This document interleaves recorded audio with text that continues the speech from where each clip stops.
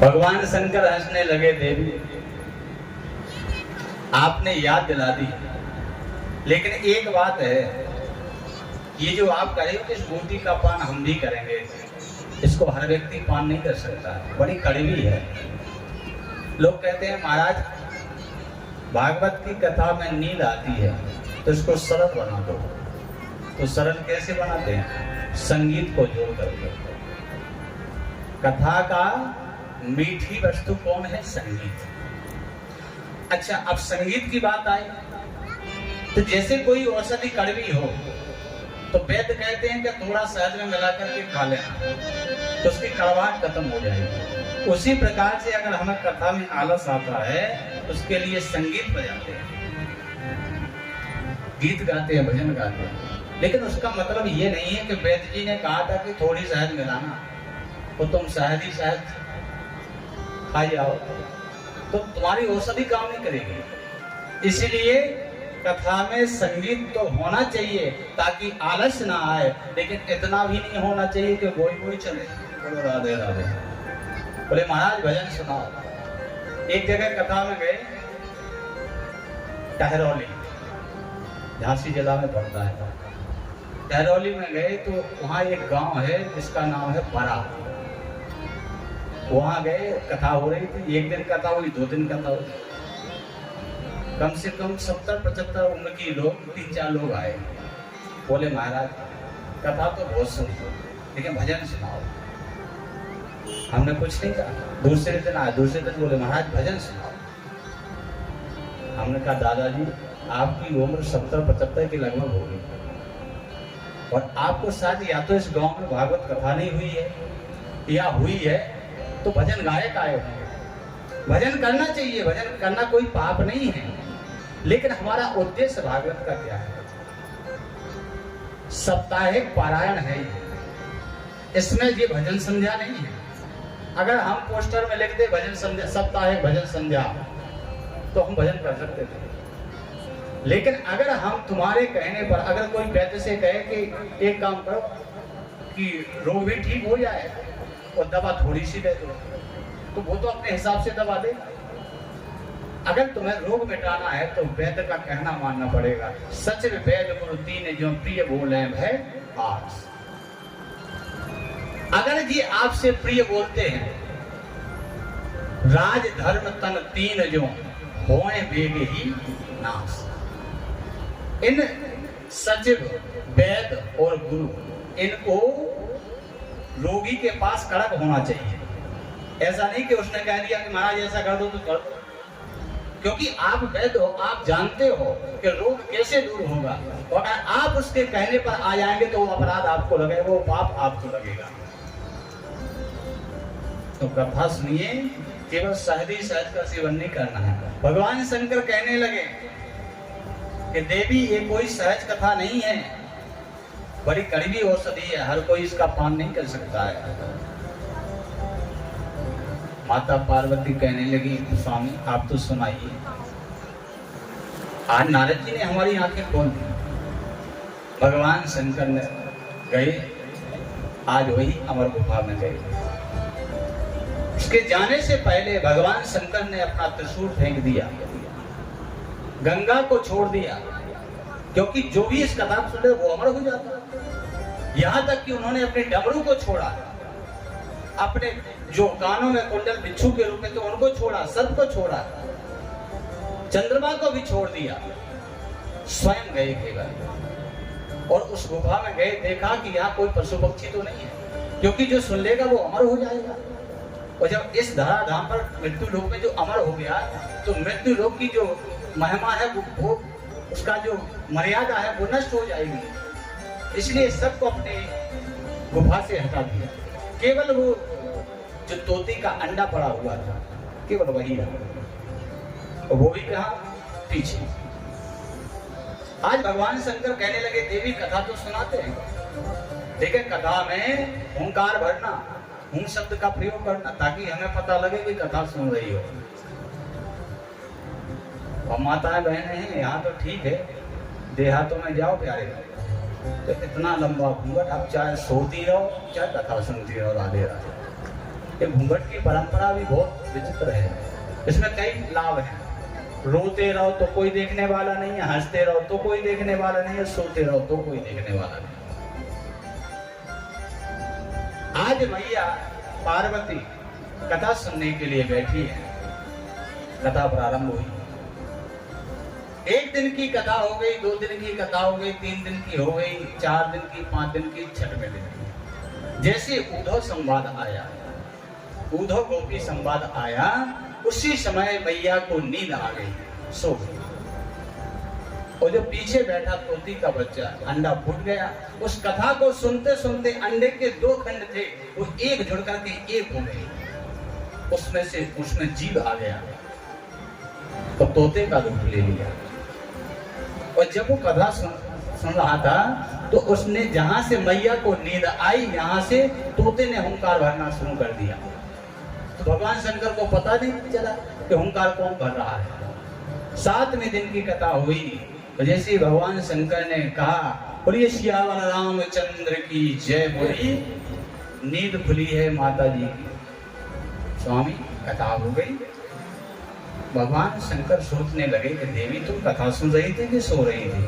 वो कहने लगी कि मैंने उद्धव प्रसंग थोड़ा तो सुना, इसके बाद मुझे नींद आई। फिर ये हुंकार कौन भर रहा था? भगवान शंकर ने अपने दृष्टि घुमा करके देखा, पीछे सुखदेव जी महाराज बैठे थे।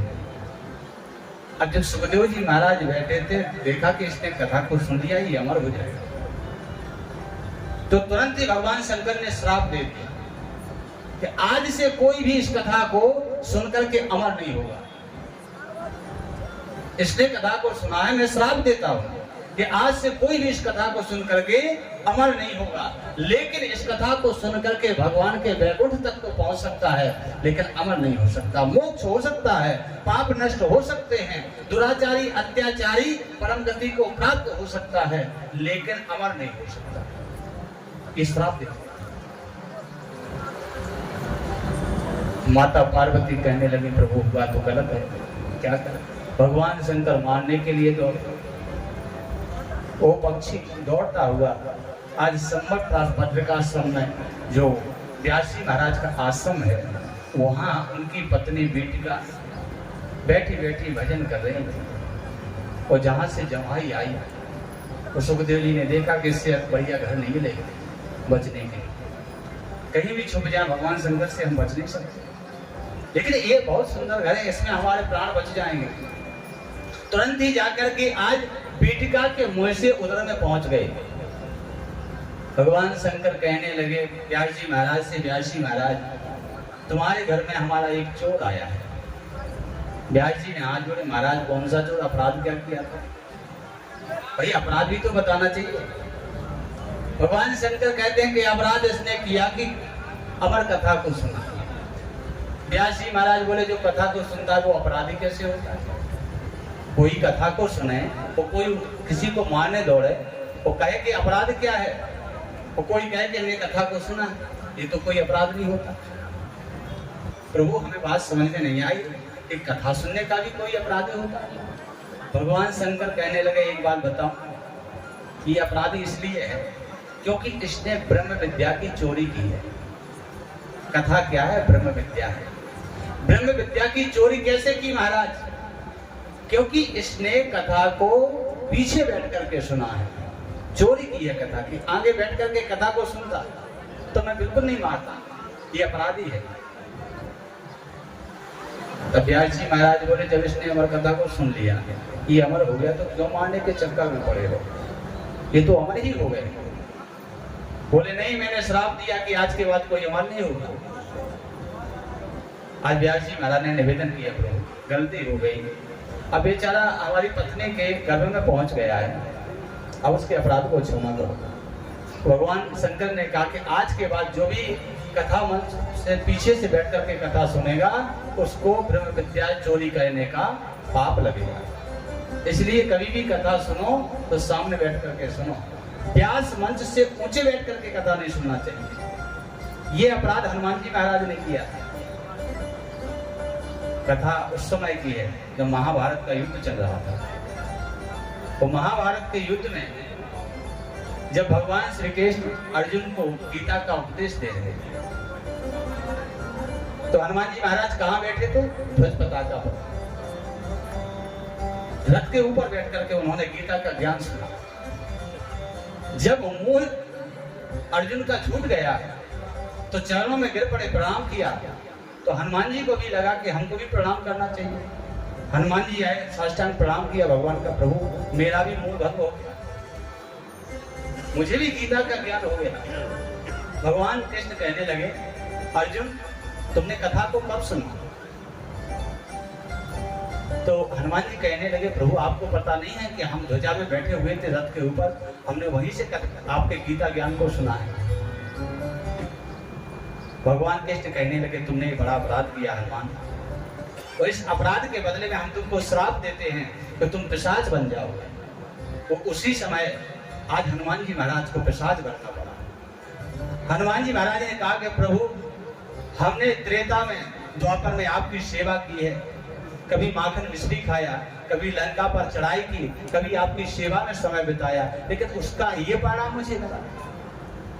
भगवान कृष्ण कहते हैं, हनुमान तुमने अपराध किया है, गीता का ज्ञान आज ऊंची आसन पर बैठ करके सुना है, तुम अपराधी हो, तुम्हें प्रेत तो बनना ही पड़ेगा। जब चरणों में गिर पड़े हनुमान जी तो भगवान कृष्ण कहते हैं कि देखो ये काम करो, हम ये श्राप वापस तो ले नहीं सकते, लेकिन इसका प्रायश्चित आपको भोगना पड़ेगा। तुम जाकर के काशी में जाओ और भगवत गीता के ऊपर एक टीका लिखो आप। तो आज काशी में गए हैं हनुमान जी महाराज और भगवत गीता के ऊपर एक टीका लिखी है। उस टीका का नाम है हनुमत पिशाच पद्धति। आज उसको लिखा है तो मोक्ष को प्राप्त होगा। इसी से कभी भी कथा में बैठो, व्यास मंच से ऊंचे बैठ करके कथा नहीं सुना। कई लोग छत पर बैठ करके कथा सुनते हैं, कई जगह देखा हमने कि छतों पर बैठ करके कथा सुनते, ये अपराध है। भगवान कहते हैं, भगवान कृष्ण ने कह दिया कि जो भी ऊंचे आसन पर कथा सुनता है वो पिशाच बनता है। एक सज्जन बोले, महाराज बोले आप ही बड़े हो, हम तो हल्के। हम का क्यों? बोले हम जमीन पर बैठते, आप चौकी पर बैठते। हमने कहा तो बड़े तो आप ही हो। बोले कैसे? हमकी चौकी पे बैठे चौकीदार, जमीन पे बैठे जमींदार। तो हमने कही अब ये बताओ कि जो चौकी पर बैठने वाला हो एक सिपाही, वो जो जमींदार हो जिसके पास 200-400 बीघा जमीन हो, तो जमींदार बना है कि 2000 की नौकरी करने वाला चौकीदार बना है? उसको मैंने इस शब्दों से समझाया। बोले महाराज होगा तो जमींदार बना, तो हम कि आप ही बड़े हो, हम तो छोटे हैं। बोला राधे राधे। तो श्रोता वक्ता ज्ञान निधि सकल राम की भोग, किसी कोई छोटा नहीं है। अगर श्रोता नहीं होगी तो वक्ता क्या करेगा? श्रोता से ही वक्ता की छवि है। तो आज श्री सुखदेव जी महाराज 1 वर्ष नहीं, 2 वर्ष नहीं, 10 वर्ष व्यतीत हो गए, बाहर नहीं आ रहे। जब राधा रानी ने आदेश दिया बेटा बाहर आओ, तो सुखदेव जी महाराज कहते हैं भैया बाहर आने का मन नहीं करता, हम तो यही ठीक है। बाहर आएंगे माया लिपट के जाएगी, माया में फंस जाएंगे, भगवान का भजन नहीं होगा। बेटा बाहर तो आना पड़ेगा। तो सुखदेव जी महाराज ने कहा मैया मैं बाहर तो आऊंगा, लेकिन अगर स्वयं भगवान हमसे कह दें कि बेटा बाहर आ जाओ, तब हम बाहर आए। तो भगवान ने स्वयं दर्शन दिए श्री सुखदेव जी महाराज को गर्भ में, कहा बेटा बाहर आओ, तुम्हें माया का स्पर्श भी नहीं होगा, ये हमारा वचन है। तो सुखदेव जी महाराज 12वें वर्ष में आज इस धराधाम पर आए हैं। बोलिए श्री सुखदेव जी महाराज की। यम प्रप्रजन्तमनुपेतमपेत कृत्यं द्वैपायनो विरह कातरया जुहाव पुत्रेति तन्मयतया कर्मो विनेदु तं सर्वभूत हृदयं मुनिमानतोऽस्मि। हरि संतन के संग लाग रे, संतन के संग लाग रे, तेरी